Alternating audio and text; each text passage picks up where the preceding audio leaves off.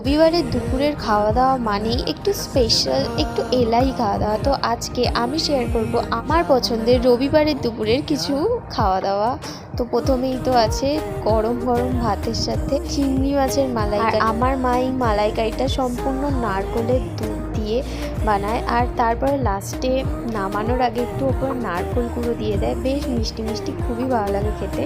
তারপরে আমাদের সবার পছন্দের ফ্রাইড রাইস আর চিকেন কষার কম্বো। এই কম্বোটা তো রবিবারের দুপুরে থাকলে এমনি মন খুশি হয়ে যায়, আর সাথে তো অবশ্যই স্যালাড দরকার।